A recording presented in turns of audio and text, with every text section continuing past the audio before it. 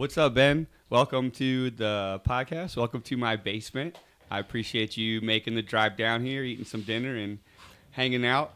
Got a few things I would like to discuss with you and learn more about and, hear where they came from. But if you don't mind, in a second, I'd like to start with kind of where you're at now, Yeah. a little quick summary of that, and then kind of rewind a little bit and see where it all came from and kind of a few points I want to touch on, faith, family. We'll get into that, some farming, and see what's up. So, welcome. I'm glad you met Benny. You guys have met each other. So, Ben Mortenson, people. So, quick summary. What are you up to now, bud? Well, first of all, Dylan, just want to thank you for shooting me a text and asking me to come do this. It's pretty cool. So, definitely felt honored to be able to come out here and join you guys on this podcast. So, yes, Ben, great meeting you. Nice meeting you, man. And definitely Found out we have ties from the early 2000s. Yeah, look at that. That was very surprising. I had no idea. So, yeah, small world. So, yeah. So right now I work for an organization called First Fruits Farms. It's a nonprofit, Christian nonprofit outreach, where we grow food and to give it away. We give it away for free to those that are in need. And again, everything that we grow there is given away. Nothing's sold. And so my role is I'm the volunteer director, and we work with volunteers. That's my role. All people. So ages, I don't know, from infants, little babies with their parents, thank God, all the way to adults. So it's a wide range of volunteers.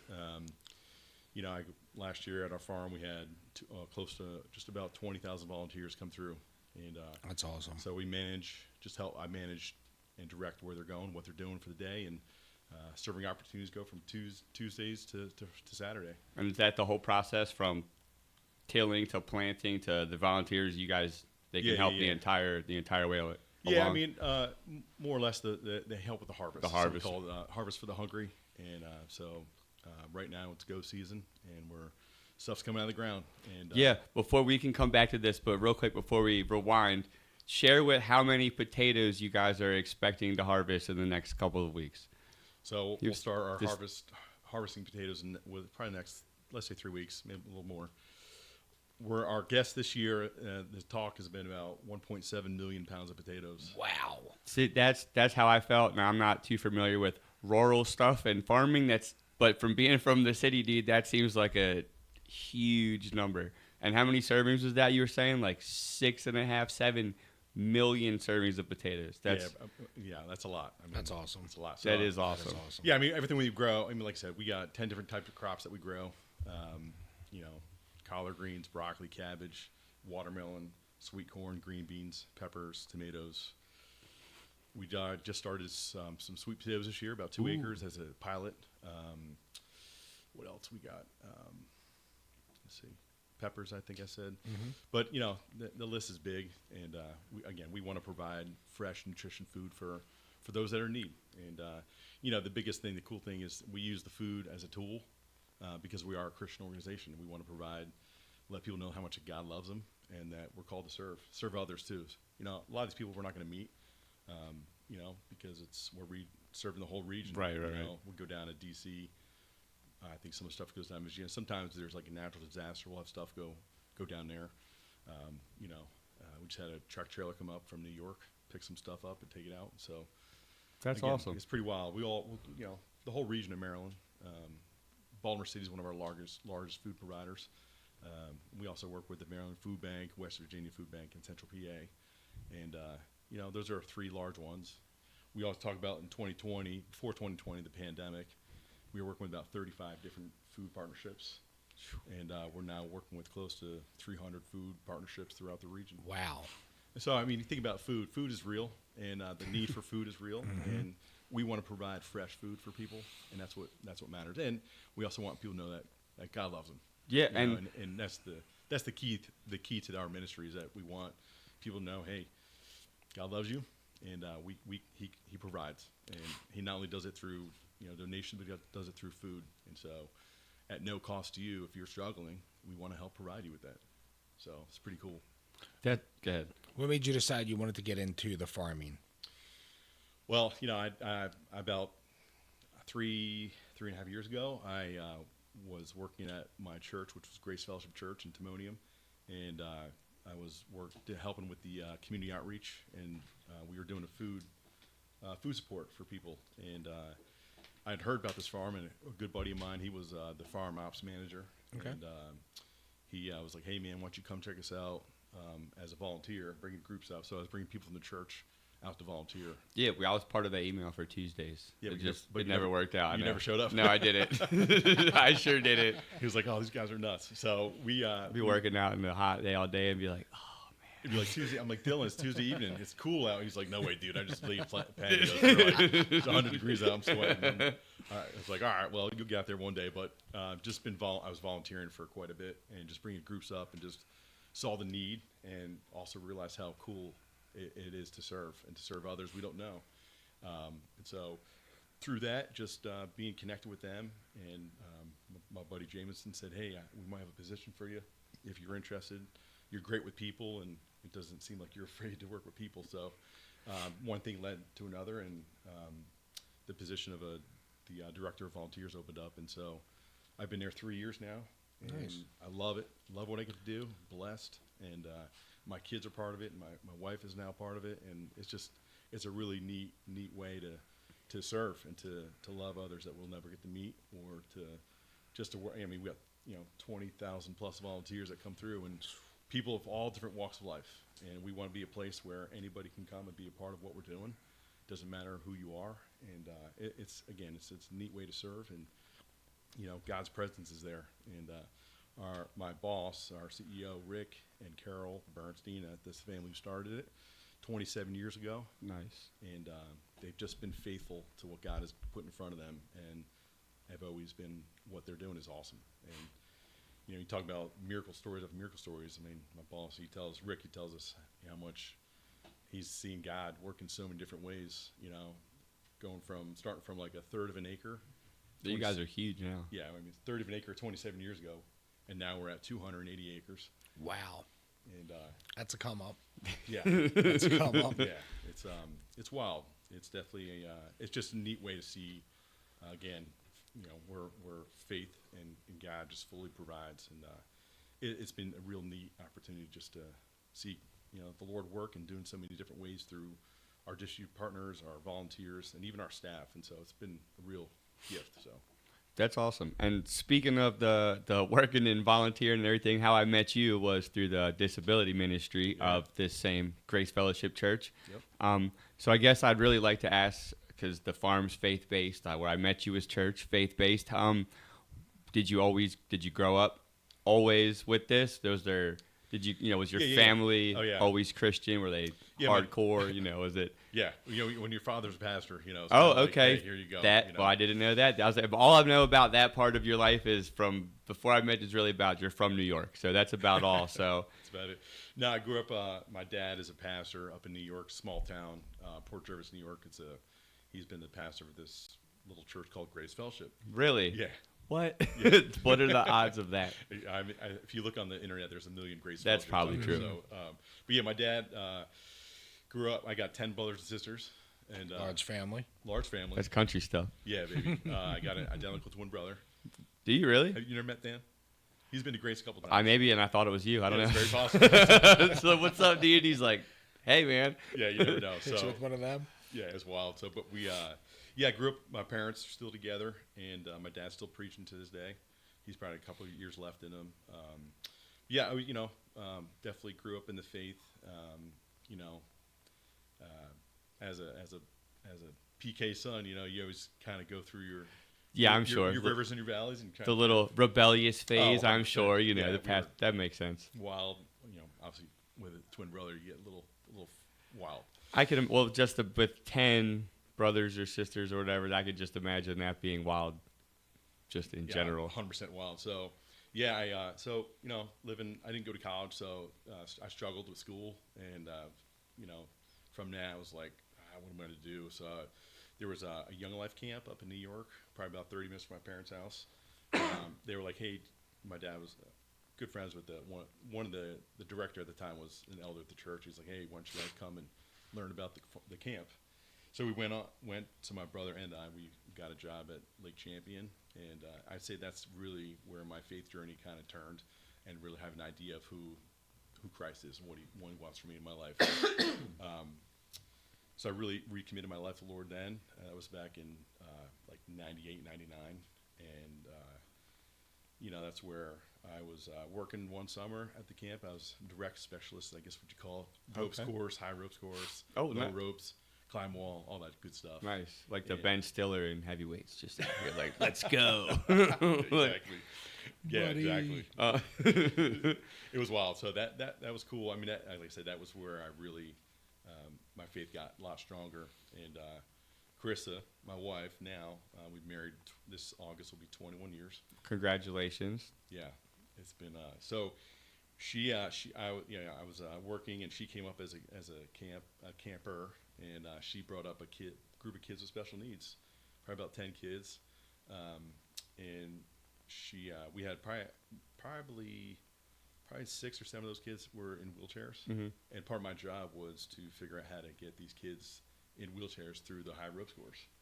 You're talking 40 feet off the ground. Yeah. And so we had a bunch of trainings a couple weeks before on how to do it all and do it well. And this kid Shane, there's one part. So he was the first kid that went out, and so he was kind of like my lead. And there was multiple elements, right? So we got to they call it the mini zip, and we got these kids in they're called booty bags and all this. You would have loved it because it's like adventurous and just you're nuts, right? You're 40 feet off the ground. You're kind of like I'm already excited about it. Yeah, did I have a clue what I'm doing? Probably not really. Should I have been doing it? Probably not. Whatever. It was safe, right? Did anybody die? No. Nope, nobody died. Good man. to go. Good, man. So Shane and I, so we got the mini zip, and he was kind of. I mean, you're on a platform. It's tiny, right? So he's kind of sitting on my lap, and here's this kid with cerebral palsy, and not able to use his legs or his arms well, but so he's sitting on my lap, and I'm holding him, and they're trying to get things transitioned, and we just got talking, and it was almost a turning point for me, where it was like, here's a kid who was born with cerebral palsy, and there's nothing he did. It's just the way he was born, and we just got talking about life, and he just kind of was like, yeah, I'm a normal. I want to be a normal kid. My body doesn't work the way that everybody else's does, and it was one of the moments where I was like, huh. Okay, this is different, right? Here I am. I've always made fun of kids like this, right? Who am I to make fun of Right. Like, I was just lucky. Yeah, right? Like, by God's grace, I am who I am today. And, so this kid, Shane, really gave me a different perspective of life. And he's just a typical kid and who wants to be just like anybody else. And so, it was neat. So he went through the zip. We got him through the mini zip and then through the rest of the course. And I would say that week really changed my perspective about people with disabilities. And, Chris and I started dating that August, September-ish. Actually, no, it was that August we were talking. And Shane's mom had reached out to me, and she's like, hey, would you ever want to, could you move down to Baltimore? And, here I'm in New York. This is my hometown. My twin brother's there. My family's there. I got my world. I love what I'm doing. And she's like, would you come move to Baltimore, to Parkville High School? Shout out Parkville. That's where me and Benny graduated from. And Good night. just found out Ben worked there for our first 2, or at least my first 2 years in that school, which is kind of nuts. It's wild. Had no idea. Found that out like an hour ago. With the person I went to middle school with. Yeah, right. Yeah, exactly. With the person Benny went to middle school with. That's nuts. That's wild.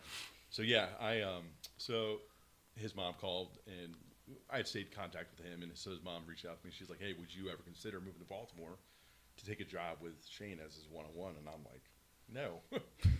No, I not really. I mean, Chris and I were talking then, and I said to her, I was like, listen, if the job's still open in January, maybe I'll consider it. I'll pray about it. And sure enough, she called me in January. Job's still available. And I'm like, oh. And that's where I kind of my turning point, more of my faith and just like trying to figure out who I am, my identity, apart from my twin brother and my family, right? That's what I knew. That's what, my world. So That was your comfort zone. that was my 100% comfort zone. That was your comfort And my zone. brother and I, we didn't go anywhere without each other, right? We were best friends. And so long story short, I just, so I was like, all right, I felt like, through prayer and talking to other people, my dad and my mentors, like, hey, maybe it's time for me to venture off into my own, and do something different and figure out my life outside of the Mortensons, right? So I moved down here. It was 02, 02, 03 that January, and started a job and at Parkville High School with Shane, and did that for about maybe a year or two, and then Chris and I we got married in 04, and we during that time we after got married, we found out we were infertile, and we're like, all right, well, we both love kids. She's got a pretty big family. Obviously, I got a large family, so it was like, all right, well, where are our kids coming from? And we were like, well, maybe we'll adopt kids from, we didn't really want to go overseas, or one, it cost a fortune, but two, it was like, well, there's probably enough kids here in the States. Yeah, plenty of kids right? closer that are like that in just as bad of a shape and No, in need 100%. of. Yeah, I agree. So we, again, we didn't know. We were both She was working in ministry with Young Life Capernaum, and I was working with the Ark of Baltimore at the time, doing job landscaping with adults with disabilities. That's pretty cool. Yeah, it was pretty wild. A little crazy. Yeah, I can imagine. A little wild at the same time. We're like, these guys, giving these guys tools and hose and rakes with sharp stuff. No, walk behind mowers, dude, and weed whackers. All right, I wasn't thinking that. That might be a little much. I thought we were planting flowers. And Yeah, stuff. that's what I'm saying. Like we're in a bed with shovels and like, all right, you guys make that look good. Spread mulch, all that junk. Put that tree over there. Yeah. No, it was legit, dude. It's pretty wild. He's like, here's a chainsaw. Climb that tree. We're trimming today, Tie boys. this rope to the highest point. Yeah. Don't let him fall, fellas. Okay. Yeah, it was hilarious. No, thank God we didn't have any of that. Some of those guys were more advanced. They'd go to that, but that was a fun job. It was cool. But so for my family, my wife and we obviously with being infertile, we learned, all right, where are our kids coming from? What's gonna, So we just didn't know and just really prayed a lot. And we lived in Parkville where I was living. You were what's the name of that? What's that road right there? Where's the Safeway at? Waltham Woods. Yeah. Yeah. Apartments over there. Yep. And there were some kids over there. We'd always see these kids. Saw a kid in a wheelchair and just always. And I was like, one day we'll meet this kid. And so anyway, I came home one day, and I remember getting out, and this kid in a wheelchair sitting on my, we had a first level because we were doing ministry, and so we just wanted to make it accessible for kids. For anybody, yeah, right? yeah. So this little kid's in our little porch area, and I'm like, hey man, what are you doing? And he's kind of like startled him. He's like, I'm like, what are you doing? And he's like, because there was word that there was kids getting in trouble in that neighborhood, and you're like, so. And I saw this kid a bunch of times, and so long story short, I was like, hey, what's your name? He's like, Shane. This is a different Shane. Different Shane. Okay. Shane. All right. I worked with Shane at Parkville High School, but this was Shane who was going to Pine Grove Middle. His Shane that he knows. No, different Shane. Parkville High Shane was the same Shane as Pine Grove Oh. Middle Shane. Yeah, that was the same. This kid was Just so happens they both went to Pine Grove Middle. Gotcha. Yeah. So Go he was Panthers. he was a sixth grader. No windows. All right, sixth grader at Pine Grove Middle. So I was like, and so there was a kid named Sean. You know Sean. I know Sean. So this is a crazy story. So Sean came to me. Sean was in our Capernaum club, and Sean's like, hey Ben, there's this kid. His name's Shane. He goes, I work with him at Parkville Middle. Shane was at Parkville High School time, so I guess he was like a buddy, kind of the buddy system, whatever. He was like, hey, I want this kid to come to club, but he's kind of a rough family. And I'm like, all right, well, let's just start praying for this kid and see what happens. And so again, I get home from work, and this kid in a wheelchair is sitting on my porch, and so I'm like, so I found out his name's Shane. He's like, Shane. I go, well, where do you go to school? He's like, Pine Grove Middle. And I'm like, Pine Grove Middle. I go, do you know a kid named Sean? He's like, yeah. He goes, is he in a wheelchair? I was like, yeah. And I was like, no way. This is the kid we were praying for the last 3 months. So I called Sean real quick. I'm like, hey, give me the quick description of this kid. And it was the same kid. Wow. That's crazy, right? Like just wild. Wow. Right? Like, you're like, okay, this is crazy. So come to find out his grandfather lived behind us, like the next street up. Same apartment complex, but behind us. And so Chris and I, we end up like going over there and kind of befriending him and getting to know him a little bit. And we're like, hey, we both work in ministry and with kids with special needs, and we'd love to figure a way to get you guys connected with us. And so, long story short, we just ended up just befriending him and became kind of friends with this kid and realized he had a little brother, and they were living with their dad, and then their grandfather was coming back and forth, and they it was challenging. It was different, and they had a lot of issues. The grandpa had severe emphysema. Loved the guy, but he was Italian and just rough. Just old school Italian. Old school. Yeah, he was great guy. But so they got evicted from their dad's house, and they moved in with Grandpa's house, and they caused so much problems. They were wild, those two. And we were moving down to Middle River, and we had moved down in the first month. It was like October, and then so it was the end of October. They were evicted again, and they were like, "Hey, the dad had said, hey, can my boys can they stay with you guys?" And Chris and I at the time were like, "What? What? Like we live in a townhouse, but it's not accessible."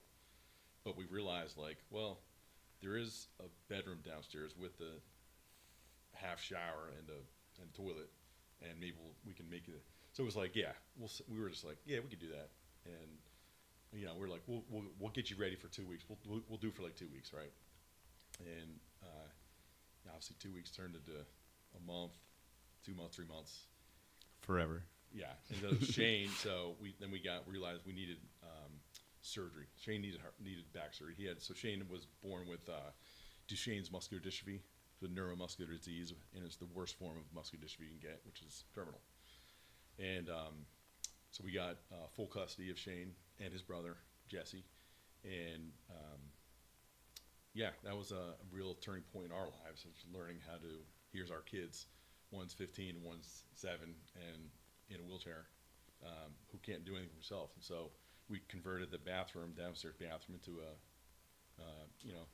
that was their room, right? Right. I mean, we had a bathtub, but it was 3 stories up, so. Good luck. Well, he would get a bathroom maybe once a week, or a bath once a week, but, and that was a workout going through carrying it. I mean, he's a heavy boy.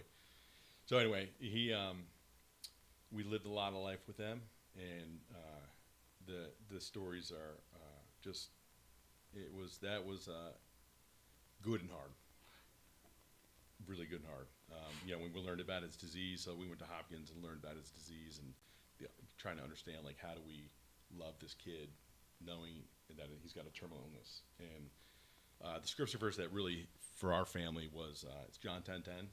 And it's called "The thief comes to kill, steal, and destroy, but I have life. I come to have life in the fullness and abundant." And so that was kind of our scripture that we focused on to help him with.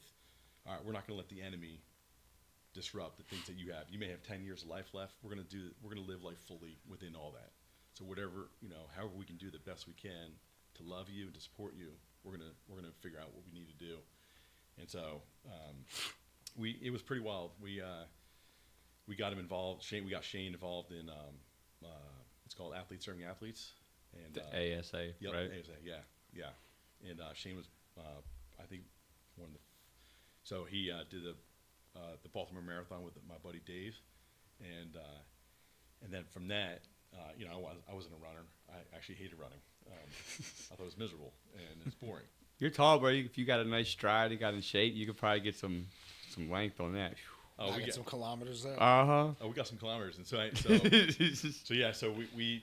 like, "Ben, I want you to start running with me." And so we started we started running together. And so we did our first 5K together, and then it worked in 10. Then we formed a team. He wanted to start doing Ironmans. Nice. So we started doing triathlons together with ASA, and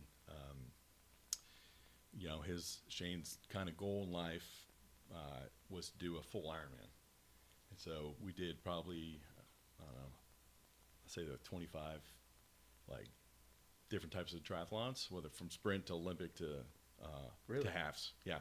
So we had a team of guys. It was Dave as our Chip as our swimmer, Dave as our biker, and then me as a runner. And Shane was the head of that. He was it was all about Shane. We made everything about Shane and what he was doing, and just really trying to help him to live life fully of what he's trying to do. And so I'm kind of all over the place, but no, dude, that's cool. I mean, I remember you telling me that, and when I first kind of met you, and you told me about Shane, and I just remember seeing this kid in a wheelchair because I used to go and sit in the back by myself or whatever, and and I'd right where the little pathway is, he would always sit kind of in the middle where they have the space for the wheelchairs, and he'd be worshiping and loving, and I'd be like, this kid, like, and they would, and that's kind of what kept me going to Grace at some point was just like this, the fact that they did so much for the disabled, and there was just, again, growing up, these are people that you generally, not that necessarily you make fun of specifically, but it's not anything to just drop words and, do whatever. Like, and then I realized, I'm like, oh man, like these, they're just like everybody else. They have disabilities, and then getting into the rest day after a long time of fighting with myself about it, which was super uncomfortable, which I'm sure is how you guys felt in the beginning. Absolutely. With all of our kids. Like, yeah. So being uncomfortable is and that was kind of what I told. I was like, I always wanted to volunteer, and I was like, the rest day thing kind of always got me, and I was like, I think that's a really cool thing. I don't know anything about that, and I just didn't do it. I just told myself that's a cool thing, and you should do that for a long time, and then I just did it one day, and and ever since then, the second or third time, I went with Isaac twice, the second and third time, and it turned into Thea asking me every Sunday, and I remember specifically telling her, I'm committing to not committing every Sunday. Like, I'm telling you right now, I'll do it, but I'm 100% not doing it every Sunday. And I've been there almost every single Sunday since. And just walking there, like, I just seeing Isaac at, he's 14, and he may be as old as he's ever going to get at this point for the rest of his life developmentally, you know what I mean? Yeah. But just, like, seeing that, he's always, hey, it's just, I live for that on Sundays. It's awesome. I look forward to that every week. So, like, as a parent, I've hung out with Aaron and Craig, and I've been over there, and I've seen just peeks into not just me getting to enjoy or they're like relaxing on Sunday and me dealing with that, like what it's like actually in day-to-day life. And like, as cool as I like it, it's a lot of work, you know what I mean? Like, so it is a lot. I commend the fact that you guys chose to do that. Like, so after we got the boys kept doing it. So we got the boys, and 2 years after we had the boys, so our kids came in like every 2 years they would come. So again, we didn't. The way they came to us, it just felt like God was just saying, "Hey, here's an opportunity. Are you gonna take it? Or are you gonna leave it?" And it was just like, all right.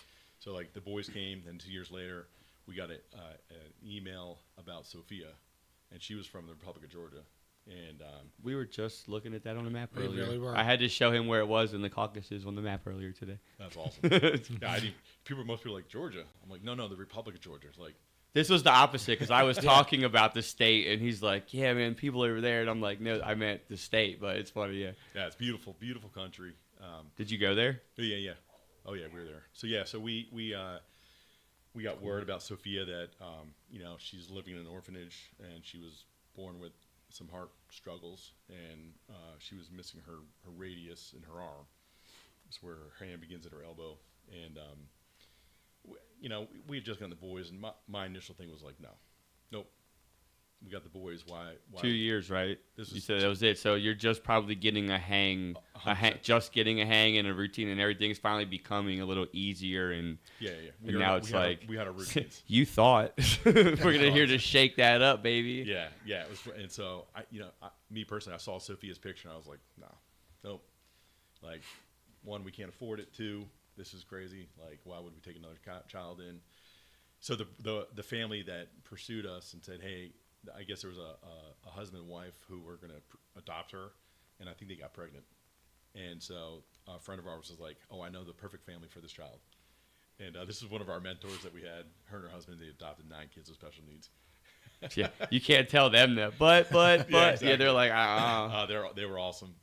So anyway, I was away one day, and Krista, we were I think I was cleaning out my car, and when you go through all your papers you look at everything, right, whether it crumble up. So there was a crumpled piece of paper. I opened it up. It's a picture of Sophia, and I was just like, all right, Lord, is this what you're telling me that the answer is yes? Like, we need to actually pursue this adoption. And so I called Chris, and I was like, hey, I need to talk to you. And she goes, okay, I need to talk to you about something as well. And I was like, all right. So we came to the agreement. That's what we were both talking about. Well, that makes that conversation pretty easy, right? So we both said yes, and it ended up being like we didn't know the extent of her heart or what we were dealing with, and so we got her adoption expedited, which usually takes over a year. we got it done in 9 months. Nice. So we flew over to Georgia, and we did the whole process, sit in front of a judge, which was the whole thing was weird and just different. I mean, Like, it's are you allowed to take this child back to America? Well, like, that's pretty kinda how it much, was. kind of Well, like a judge, right? That yep. makes Well, the judge, he's like, well, why would you want to take a child home? You already have 2 kids with special needs at home. Why take another one? And I was like, why not? Like, this is what we feel like we're called to do. Like, Right. she's living in a baby house in an orphanage. Like, we want to hopefully give her a better life. Not saying that you're not, but why not us? Like, we feel called to do that, so this is why. And he finally agreed to let us adopt her. And, it's like looked like an old dungeon, kind of like it's just different, right? So we adopted her, and so I went home 2 weeks. So we were there. Chris was there for a month. in Georgia. Georgia. How old was she when you adopted her? She was 2. 2? 2 years old, and so she had, Like when you finally got her. So when you first went over there, or when this whole thing first started, she was just over a year. Yep, just over a year. Yep. And so she actually had there was a team of doctors there. So she was born, and I think there was a team of doctors there. I want to say it was from Hopkins. I could be wrong. Don't quote me on that. But they noticed that she had some health concerns. So they actually had done surgery then and put a shunt in her heart. And then I think a year after that they adjusted it or something along those lines, and that's what kept her alive. And so then we went over there, and we got her, and I came home after 2 weeks because we had to get home for the boys, and the judge, he wouldn't sign the papers. After all that, and the permission and everything. Yeah, everything. He just wouldn't sign it. He was annoyed that Americans came over to adopt this child from the Republic of Georgia. And she had been there since birth, essentially. So a little over a year, nobody has interest, especially probably because that's tough work. Everybody knows that's harder work. And we're willing to do that. And instead of looking at it and going, why would you want it? You already have to. How about going, thank God these people do this thing and they have experience with this. Yeah. Like that, wouldn't that be the right perspective rather than... It's like being pissed off for giving someone a better life. Right, it's 100% what it is. Yeah. Because it's not here in Georgia, I guess. Which I understand to a point, but at the same time, like, this is one person. You're not going to lose, like, your culture or... like, there. Right, exactly. right. What's the care going to Yeah, be? Georgia's not... You're not going to lose the culture of Georgia or something, like, because you're sending your children out to America. It's one child that needs help, and you guys are providing that. Right, and that was the goal. And, Yeah, that's... and so finally they got Parliament involved, and they were like, you need to get this signed. And so finally he's like, fine, signed it. And then, like, they left. And then, like, 2 days after that, like, Russia had bombed Georgia. It was wild, dude. It's crazy. So just talk about, like, craziness. And God's hand. Talking about timing. Yeah, I mean, God's hand was on all things. That's wild. And so we got her here. And, so 6 months later, we were at doc's appointment. And, we had talked to Shane's doctor down at Hopkins and said, listen, we're adopting a child from the Republic of Georgia who's got some potential heart issues, don't know the extent of it. And, he's like, all right, well, when she's here, let's get her down, get us, check her out type deal. Anyway, we were a primary care doctor, and it was like 6 months later, and he's like, hey, he noticed her fingertips are blue and her cheeks are blue.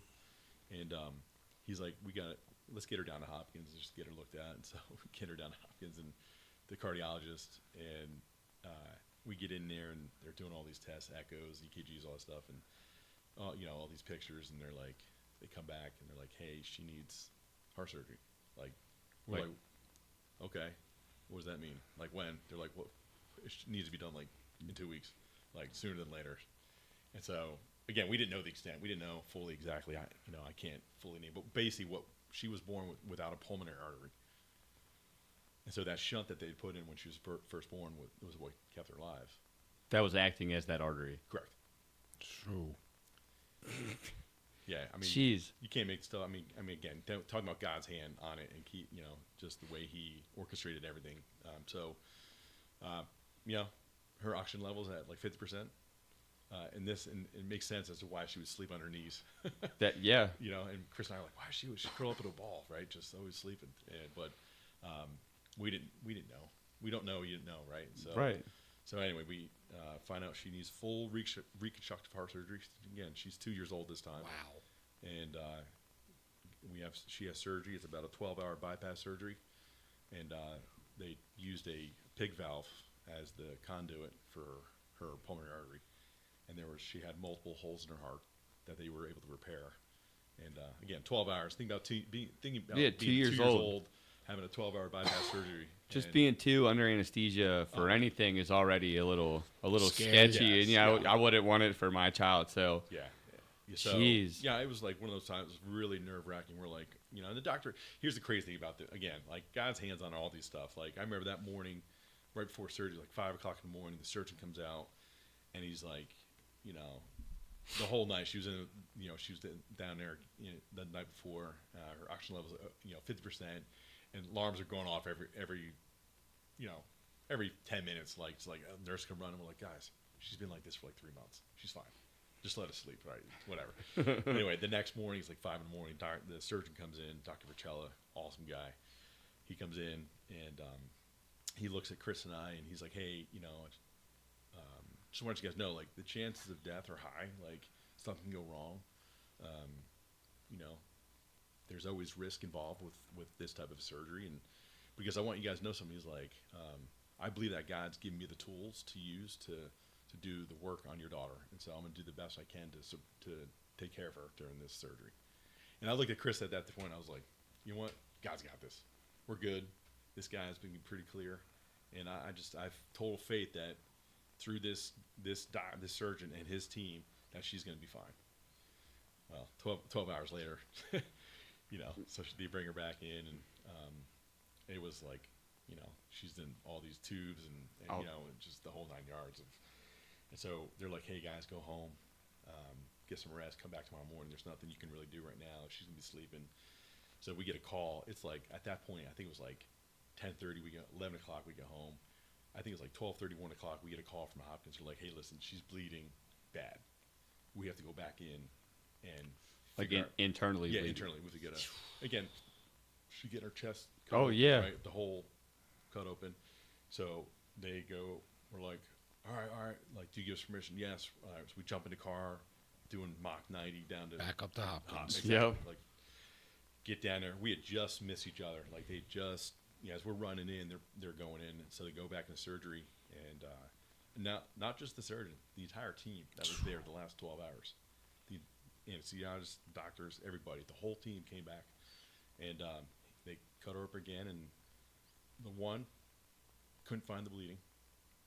And 2, they're like, the heart is working fine, and it's already starting to heal up. And we're just, again, we're like, okay, God, you're bigger than all this. You are in all of this.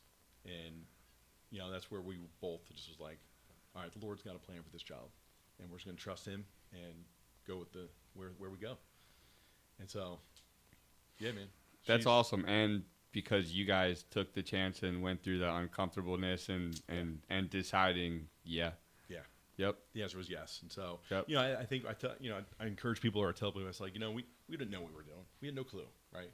We're adopting kids who have already been born and live in different households, and so they still have parents, right? And they still have things that they're navigating, and we didn't know what we didn't know. And so we felt like it's our job to love these kids where they're at, and to be the best parents we possibly can be for them, whether it's through the foster care, which none of our kids went through foster care, Right. but as as what do you call it, full-time. No, there's a word for it. Hold on. We just guardians. Let's call it guardians. Gotcha. So we can, they're full-time guardians, and with Sophia, she was our only fully adopted daughter, and then we have full custody of Shane and Jesse, and then Sophia, and then Sophia is now 19 years old. Yeah, I would say I've met her a bunch, or at least seen her a bunch, and she's out there running around like any other teenage girl. She is. You probably didn't know about this. Maybe you did hear about this, but so after her heart surgery at 2, probably about, I think it was 6 or 7 years later, she needed another one. The conduit that she had, it failed. So they went in this time, and same doctor, probably different team of anesthesiologists, but and again, I was like, oh, we got to do this whole thing all over again. And I think she was 7 or 8 at that time. And so they went in this time and replaced it with a cow vein, an artery. And, Just getting bigger and bigger animals. Yeah, I'm like, why don't you guys just use human arteries? That's why they're bringing woolly mammoths back. We need we need more arteries to replace, dude. So she's our miracle child, right? And just, yeah, that's awesome. And so now you probably, I don't know if you heard or not, but a month ago that conduit failed, and that she just had. At 19 years old, she just had another full open heart surgery. I did not know that. Well, I guess she's doing she's great. good to get. Thank God. Yeah. So again, here we are with Sophia, 19 years old. She's an adult, so I try not to tell too much of her story. Well, yeah. Of course. But again, like God's hand was on it, and I don't doubt God, in a lot of areas, and I truly believe that He has a plan for her life and what He wants to do with her, and He's going to use her for His glory. And her surgery went great, and she's doing great. It's been a month and I don't know, it's like 12 days. And so, she meets with the surgeon tomorrow to see how things are going. She feels great. Still a little bit of pain here and there. How long is that recovery supposed to take? For you and I, probably like 6 months. Yeah. Right? But for her, they said 6 to 8 weeks of no physical. I mean, she can't drive for 6 to 8 weeks. That right there would just make it last longer, because I think you know what, I could do it. I could do it. Yeah, and I'd just do something and be like. Now, is there physical therapy that comes with this, or? Not right now. I mean, they do. She's got a home health nurse that has been coming out once a week. She got to do like certain heart exercise, like get something to a certain blood pressure for a while, or like this little this machine. It's like a little plastic. She's supposed to blow diaphragm type thing or something. Yeah. So, but I mean, the first 2 weeks we had to, Chris obviously helped her with her care, and she slept downstairs, and it was just up till like last week we started letting her go up the stairs by herself and be able to shower on her own, which is awesome. So, especially at 19, that's frustrating. Like, can't do I it just on your own. you're not a kid anymore. You're like, I want to be able to just go take a shower and yeah. So it's she's remarkable, and it's amazing seeing just how resilient she is and how much she's a strong girl. And she seems. I always have shared church. She's always happy. She's always running around, smiling, and having a good time. Like I said, any other teenager. Yeah, she's a sweetheart. She's doing great. So the blessing with this one, the surgeon was able to put it in a bigger conduit. So hopefully in the next 20 years, when they do need to replace it, they'll be able to do it through a catheter and not have to open her up again. I mean, there'll be a whole new thing in 20 years from now. Exactly. Unforeseen way to fix it. Yeah, everything's going nano. Yeah, that's what she said. I was like, yes. Yeah, so, no more, she's had her heart cracked open 5 times now. So, you think about that. I mean, yeah. No thanks. Yeah, no, exactly. That's a strong person right there. Yeah, just especially at 2, twice within a couple of days or the same day. Yeah. So that's Sophia, and then again 2 years later, one more. It was the boys, and then Sophia, and then Morgan. Yep. Morgan's got intellectual disabilities, a little bit of autism, and she's got a crazy story as well. And we were just said yes, just being willing. Her story is her mom passed away and was living with dad, and with his struggles, just couldn't handle it anymore. Yeah. And, whether he wanted to try to or not, I mean, I don't want to go down that road. Right. Whatever. I mean, so the goal with the boys and Morgan, I think the goal was one day to have their parents take them back, but they just couldn't fathom. And so we just love them as our own and care for them as much as we can and support them. And Morgan was, I think, 12 when she moved with us. She's now 28, and she goes to Penmar, which is it's an adult day services program, and she had a job, and she's got a boyfriend now, and so it's just all those crazy things. I remember she was one of the rest we were talking, or Iron Man or something. He was like, Morgan's talking to people now. I was like, uh-oh. I'm like, hey, she's got a boyfriend. He comes to the house. He's a sweet guy. He's a really sweet guy. But we gave him the talking to, and sat him down. Yeah. Hey, you too. We're like, hey man, here's the deal. Well, number one, you're not allowed in her bedroom, period. Yeah. Doors open. Don't you dare lock a door. Yeah, exactly. Yeah. That's number 2. If she says no, the answer is no, right? Like, and if she says yes, in this house, the answer is still no. Yeah, exactly. Hit them with we got a lot of farmland out here. Yeah. So, by God's grace, I mean, our kids are great, and we're blessed, and Chris and I, we want to be, our home is a home for kids, and if the Lord puts another kid. That's what I was about to ask. Yeah, I was going to ask, Yeah. like, how long has it been? It's been a lot more than 2 years. So, you guys are due. We had Scarlett. Remember Scarlett? She came, she was a year ago. She was 5 at the time. She's now 7. So 2 years ago, I don't know if she was her dad. I'm not sure. I'm trying to think. You might have. Brown hair little girl? Yeah, you remember her? Real little girl. I think so. Yeah. She's not, there's no special needs with her. No. I would say, okay, that's why I was like, she's like a normal, Yep. like a fully, I hate to say the word, but just a fully like normal child. Okay. Yeah. So she was. You guys always got in little sundresses or something like that, right? Because she did. knows like some of the people that she would come in the buddy room and like know some. Yes. And I was like, who is this girl and how does she know these people? I do remember that. Okay. Yeah. So we had gotten a call from a friend of ours as I said, hey, this is last minute. You can always say no. And this was again 2 years ago. And she's like, there's this girl's been living in a car for a year and with her mom and boyfriend, and the mom has agreed to go and to get help, but they don't want to go through foster care. Do you know anybody that can take this child in? You could say no. Right. Could have said no. But we have 9. Like the guy, we've adopted 9 kids. You could say no, but You're only at 5 right yeah, now. you're So, yeah. So we actually. So this is the cool part. We actually went to Sophia and Morgan, our girls, and we're like, hey, listen, this request came out. What do you guys think? Like, it's not just mom and I anymore. It's you guys are adults, somewhat adults. Sophia was 17 at the time, and Morgan, Close enough, 1 year. Right. So it's like, and there's no intellectual disability with Sophia, so she's like fully there to like be able to. 17-year-old girl, you're essentially an adult when it comes to help us make decisions in this household and how you feel. Like it was just the heart and the alarm. So she's fully like, yeah. How do you feel, Sophia? Boom, cool, right? So they both were like, yeah, I think this is. Sophia was like, hey, this is what we do. This is what you guys have taught us. So why not? That's awesome you guys have instilled it in them, whether directly or just indirectly through doing it. Yeah. And so we took this child in. We thought it'd be like a week. Well, a week, 2 weeks. The famous 1 week. Yeah. Exactly. I don't know why you even think this anymore.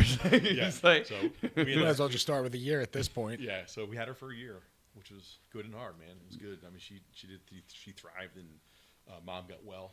That's awesome. Mom was like, hey, I'm ready for my daughter back, and that was hard. It was really hard to be able to give her back after that. Yeah. Was it twofold? Like obviously you've grown relationship with her, but then there's that kind of worry that it's going to go back to why she needed to be there in the first place. At least there would be in me. That would kind of once she got away from the guy. Okay. That was the problem. Okay. And she moved away like 4 hours away from him and was reconnected with her mom. It was like, okay, she's formed a community as well. Gotcha. So that's good. That's good. We get her this Wednesday, so okay. Awesome. So that's cool. Stayed in contact That's with her. cool. So that's awesome. She calls us Uncle Ben and not Krista, so we try to get her. Uncle Ben, we got good rice. There we go, man. Really good rice. Spanish rice. Man. Yep. So yeah, we want our home to be. I want us to be able to. We feel like God has gifted us and allowed us to be able to love people where they're at and love them in hard places. And I'm not saying it's always a yes. You get that little freedom of like, great, I'm doing this podcast where I have a, I'm going down the road, but yeah, they're email check him out. He's gonna have a flooding of all these kids ready to come live a wonderful life with the Mortensons. Yeah, you get ready to work. I was gonna say, look, you're just creating what you grew up in. He had 10 brothers and sisters. Look, guys, we need people to work these farms, right? No, we got to go back to that real quick. Look, I know. So that how old's the oldest and how old's the youngest out of the 10? Oh man, so my brother's 50, and that's the oldest. The oldest is 50, and the youngest, oh god, I want to say maybe 28. Okay, 12-year gap. That's me in there. That's a 22-year. 22-year gap. Yeah, wow. So God bless. 2 years apart. So yeah. Jeez. But holidays were fun. I would say there's I don't know if you're familiar. There's like down near Cromwell Valley Park. There's like the farm next to it, Willow Valley Farm, maybe something. It's Tudor Farms. Probably. Yep. But they had a program for a while, a few years back, where they would have like a bus of like special needs children come in and do farm work essentially, and as like a therapy or I don't know, slave labor or exploiting people to do their work, or no, they would just come in and they have a good time. They had these kids like we were thinking earlier. They'd come in and they'd plant and they would.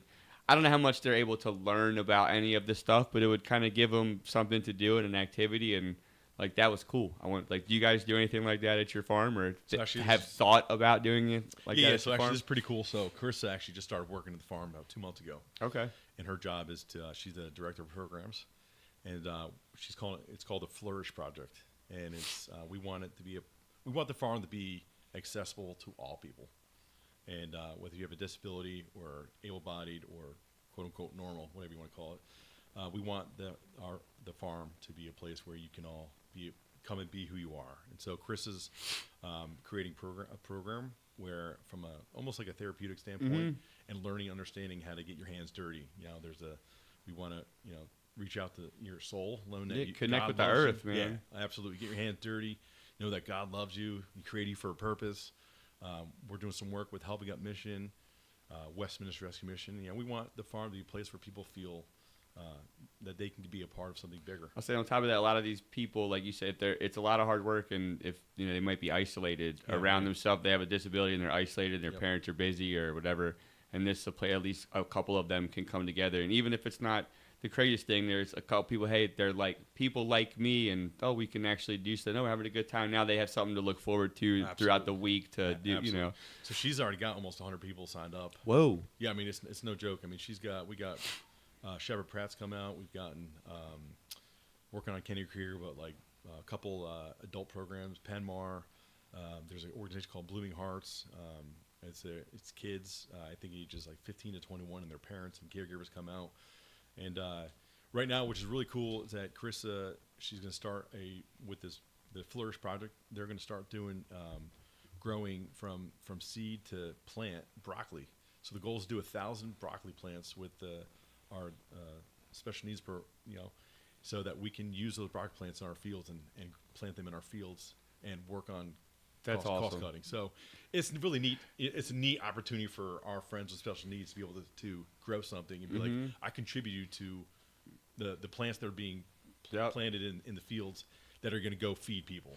That's from awesome. A holistic standpoint, it's pretty awesome. So, and their soul, like they're doing it for a reason. Yeah, and it's helping other people that are also. It might not be the same need they have, but in a different. We're helping people in need just like we're being helped while we're in it. It's awesome. Yeah. It's wild. So the farm is a tool. Not only for food, but we want people to know that God loves them, and He's got a plan for all people, and that we're called to serve. Every one of us, we're here to serve people. We'll never know who some people are, and that's fine. But if I can love you and love God and serve others that way, then that's what we want to be about. And so, that's what it's all about. Yeah. And you said so. You guys use strictly volunteer generally to harvest, right? Yeah, we got about right now. There's 19 staff. That's with our summer interns, paid staff, but everybody else is volunteers. I got about 85 core volunteers.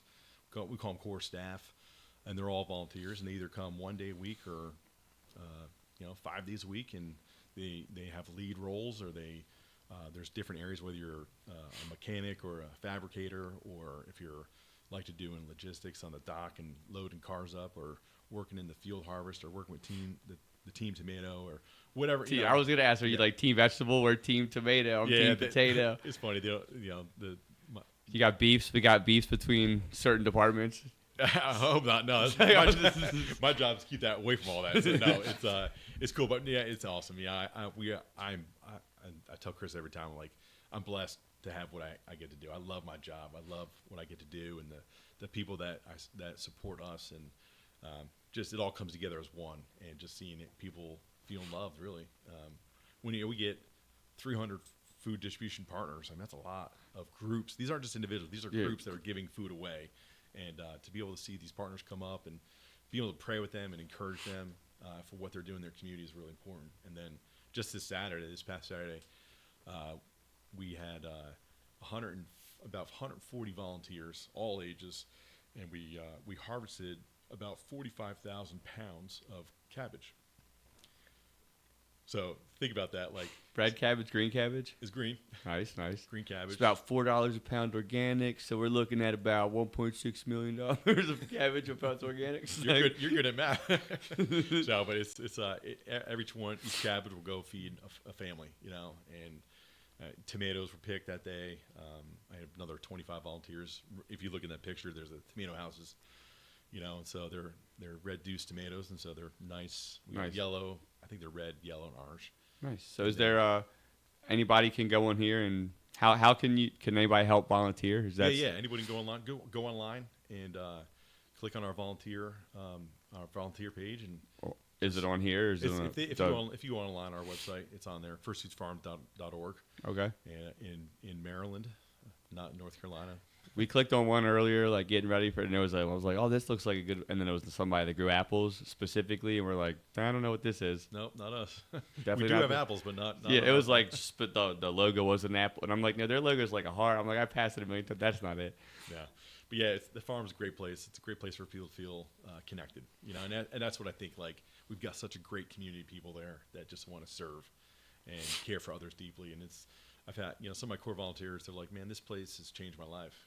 Because people here are just happy, and we get to just be. We're almost like a family.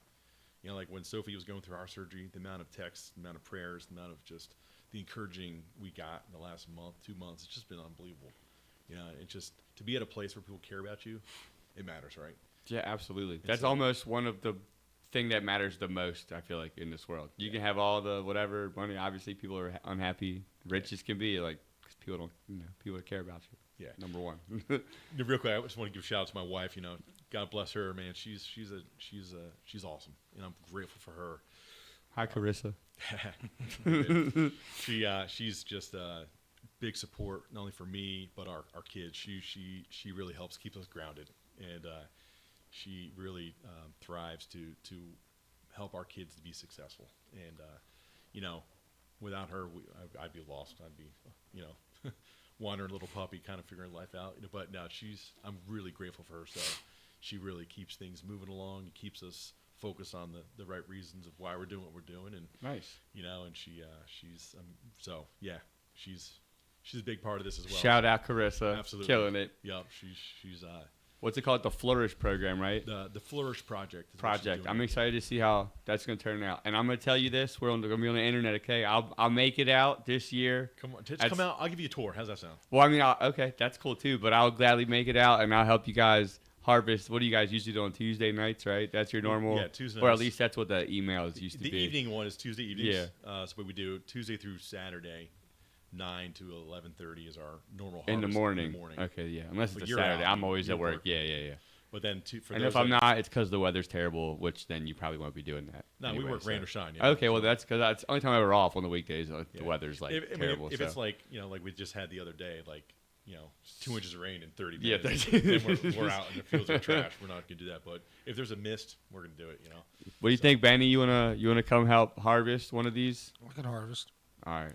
So do you guys go? Did you hear the excitement in there? Do you guys go year round? Like, will you run hot houses in the wintertime? So yeah, we actually do. We actually grow romaine lettuce. Okay. We'll plant those in. It's a wintertime thing, right? Yeah, February. But here's the cool thing about the farm that we've also started doing. The last year, we started receiving third-party donations. So let's say a truck, something comes in from the port of Philly, whether it's pineapples or avocados or bananas. It's a rejected load. Why? We don't know why. So instead of it taking it to the landfill, which they usually do, we've said yes, and so it comes to our farm, and we can go resort it, and we'll take whatever's bad. Usually goes to our compost, or all the good goes back out to our distribution partners. And so we've now become not only 6 months out of the year, we're almost doing 11 months out of the year, giving food away and providing opportunities. So the other thing the cool thing we do, we also do a live nativity in December. Yeah, dude. They were telling me about that. No, but you were telling me about that. Yeah, so that's really cool. It's just another illustration of the birth of Christ, and it's like a walkthrough thing, right? Drive. You got okay. I was drive through. Okay. Keep your heat on. Just turn on the certain radio. Stations and everything. That's cool. Yeah, so we get about 300 volunteers for that, and it's really cool. I think last year or 2 years ago, we had 2,500 cars come through. It's a 3-night event, so it's 2,500 cars just in those 3 nights. Yep. Yeah, that's awesome. It's awesome. It's neat. It's cool. Something different to do with your friends and your family, whoever you want to come out. It's a nice night. Yeah. So, get out the house in the wintertime. Look, you can volunteer then. I could. I mean, here's the cool thing. There's no speaking roles, so you can. Good, because obviously I don't like to speak. Ben doesn't like speak, so he can come out. He said, You know? "I'll come harvest." Yep. You guys have fun. He's the computer guy, dude. That's what he wanted to sell. Well, there's always help in the logistics area, so you never know. We'll get you a stool, bro. He's got bad hips, so if you had to stood or walk for too long, he'd be all messed up. But we'll get you a stool, bro. You can sort. As I'm a chef for life and I stand long hours. Yeah, I know. Shut up. I'm trying to help you, dude. Uh-oh. We died, huh? No, it's all good. It's just this thing, just went. So yeah, the farm's awesome. Great place to meet people and connect with people. And So you've been there for 3 years? 3 years, So foreseeable future, farm life? yeah, man, I'm not going anywhere. Not good. Yeah. Unless the Lord calls me somewhere drastically, like, fine. But this is where I plan on being for the next 5 to 10 years, man. So this is your first experience with the farm? Yeah. Yep. It's fun. I met your brother, Yep. Colorado. Yep. Farming, just different type or whatever. I just A little different. yeah, little different. We'll talk about that or anything, but yeah, a little different. But I was thinking maybe knowing he did that and you did this, maybe there was some kind of thing in the upbringing that led to farming a little bit or something. Yeah, growing up, my dad, we had 5 acres. Okay, My dad so- had apple trees, peach trees. We had a big garden. Okay, And of course, so that's kind of always been in. it's always been in. My aunt and uncle, they've got a huge farm, Parker Farms. Nice. It's huge down in Virginia, and they're huge farmers. They tons of acreage and 300 acres, and they're throughout the whole. They're Down in they're- Virginia? They're commercial farmers. They're big wigs. So Gotcha. they know what they're doing. Big egg. It's funny. I remember in high school, I said to my uncle, "Hey, can I come down and work for you?" And he goes, "No." I'm like, "Well, why not?" He goes, "You'll never be able to beat a Mexican." Is it they're faster, they're cheaper. Yeah, I'm like, no, makes a lot of sense now. Yep, 100%. Yep. So he was very, but yeah, growing up with a big He garden. said no. I don't even want you, dude. No, literally, he he was said no. Not even hesitation. They didn't even think about it. It was like, Yeah, no. All right, cool, thanks, I appreciate it. That's honesty, right? Yeah, love it. So, but yeah, Then you learn business at a young age. yeah, Makes exactly. sense. No, farm is cool. I love getting my hands dirty, and I love being able to get kids and adults. It's that's the way God created us to be, right? To get dirty, right? I agree. To get our hands in the mud and And the just dirt. real food. Yeah. You guys you don't mind me asking, you guys ain't out there like spraying. I'm sure there's something, but spraying crazy stuff on them or. No, but here's the thing: we do spray stuff. Yeah, you it's, can't keep every bug away. No, Herbicides, you can't. pesticides. But we do. With our cattle and with our chickens, we rotate them throughout the fields, and that's natural fertilizer right there. Yeah. And so we try to do the best we can. Regenerative practices and such. Exactly. As much as, and we try not to spray. But there's things. That, of course. With this big of a farm, you gotta, there's things that we want to, the weeds will take over and the bugs will take over, and you don't want that. Yeah, right. The amount of people we're trying to feed, are we organic? No. No. But the most important thing is that people are being fed. Right. They're hearing the gospel. They're being fed. Absolutely. And they're feeling. I was just curious. I mean to put it out there. I was just wanted to know. That's all. If people ever ask well, how do you guys survive? How do you make money? Well, we are fully donated. So we have trusted guys can provide for us, and usually does. Whether it's individual donations, whether it's corporate donations, grants. So we really, we tell people if you like what we're doing, make a donation. At the end of the year, if that's what you want to do. Whatever you feel led to do, awesome. And people can do that also on the same website, same thing, volunteer. Absolutely, man. Absolutely. So, yeah, it's pretty wild. It's awesome. Anybody want to come out? Come out. You want to come out for a tour? I'd love to give you a tour. Ben, you guys come out. That's awesome. Yeah. You guys- Definitely have to check it out. Are you there all the time? Yeah. I passed it all the time. But then again, it's usually on the way. It's either at like 6:30 in the morning, or it's on the way back. And I'm like, I'd feel bad if I were to swing by it because I come down, whatever, right before it turns and hits Middletown Road. Yeah, wherever the PA, Stelz Road, whatever it is right there, and it turns left. But if you go straight through the stop sign, it's Middletown. Yeah. And we'll come by. But I'm like, if I stop. You work all the way up there? Oh, that's close. Most of our work's in PA. Really? Yeah. Well, lately we've been in Maryland, which is kind of crazy. I've been doing it for 7 years, and 90% of my jobs, probably more than 90% of my jobs, have been in PA in those 7 years. Really? So I'll come past it, but like if I'm by myself, it's one thing. But I'm like, I'm sure this guy just wants to get home. But I've thought of it because I haven't seen you in a while. I see you all the time. But I like stop in and I'm like, if I want to pull in here, this guy's probably like, why are we stopping at a farm? Get me back to the shop so we can get home, dude. You know what I mean? I'm like, give me a ring. I'm usually there. So obviously Tuesday nights I'm there until like 8, but usually I'm done. 5, sometimes 6. I seen they made that little yellow place like across the street. Looks YBT, man, that place is awesome. Is it? Yeah. That got redone a couple years ago or a year or two ago or something? The old Ecklo. It used to be the old Ecklo. There was some rough bars. Really? Yeah. In the middle of nowhere. It's like 4 houses around. I don't know much about it, but I heard it was a challenging. I mean, the locals went there. Is what I heard. Huh. But no, YBT is awesome, man. Yellow brick, what bar? I'll say a little yellow place. The place is awesome. The place is great. Great food, great beer, great atmosphere. The atmospheres. They play live music. Oh, okay. They open mic night. Bring your guitar. Come play, man. You gonna sing for me? Sure. No, maybe. That'd be awesome. I'll get Morgan to sing. She'll do it. She definitely will. I'll get her and her boyfriend. They'll do it. That'd be hilarious. There we go. I get Isaac there. He could just dance. He could dance. He'll love that. You should have seen him today, bro. They had him up on stage. Not big stage. So they changed the kids. You know how they were in the big. So if you walk through the back, they were kind of where the classrooms were. Like the mini on, right? Yeah, that big area. So now they're in the auditorium, like the second, where the Iron Man was. Okay, yeah. So they do it in there. So they'll have like some music on the screen and stuff, and they'll have like a couple worship songs. It's like mimics adults almost at that point, and they have like a little game and stuff. But they'll have them come up and they'll pick a couple kids from each one. They'll like come up on the stage and just because it's like in the song, there's like a little choreographed kind of dance throughout the song. So they'll give a couple kids a chance, and Isaac's like watch it, and he's like, he's the loving life, it's dude. It's all about him, man. That's awesome. He's loving life, man. Good for him. That's awesome. Yeah, that's cool. And I got Craig and Oscar rucking with me and stuff. Do you really? Mm-hmm. That's awesome. Yep. Yeah, I would love to join you guys, but no, I'm not. Now's not the time. Yeah. Let's do it in January. All right. I'll definitely get out there. I just did a 26 miler a couple weeks ago in Philly. Oh, man. The Birth of the Army Go Ruck, like 26.2. Was it good? Mm-hmm. With that guy, Nick did it too. Oh, we did? Mm-hmm. Oh, sweet. Tough? Yeah. It took me about 8 hours. Well, it took me like exactly like 8 hours. That's a lot of running.